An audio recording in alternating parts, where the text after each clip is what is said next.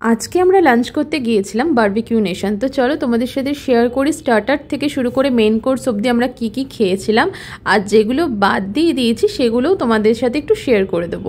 তো এখন আমরা বসে আছি যে ওখানটাতে অনেকটা ভিড় আছে, ভাবলাম সবাই নিয়ে নিক, তার অনেকক্ষণ তো টাইম আছে, এখানে তো আর ওরকম কোনো ব্যাপার নেই যে তাড়াতাড়ি খেয়ে চলে যেতে হবে।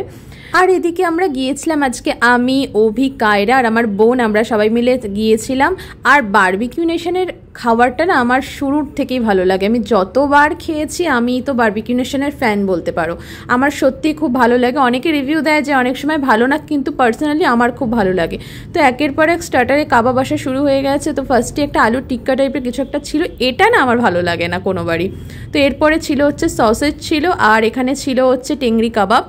এটা কিন্তু খুব টেস্টি হয়। সব থেকে বেশি বারবিকিউ নেশনের আমার এই জিনিসটা ভালো লাগে, যেটা ক্রিসপি সুইট কর্ন থাকে না, ওটা আমার খুব ভালো লাগে। এরপর ছিল রাইস, আর এদিকে ছিল, চলো তোমাদেরকে আমিও দেখে দেখে বলি, এখানে ছিল দু রকমের ডাল ছিল, আর এদিকে তোমাদের ছিল হচ্ছে শুক্তো আর একটা পনিরের আইটেম ছিল। আর এদিকে চলো তোমাদেরকে আগে একটু দেখিয়ে নিই, এদিকে ছিল দেখো একটা ডাল মাখনি আছে, আর একটা পটলের সবজি ছিল মানে চিংড়ি দিয়ে।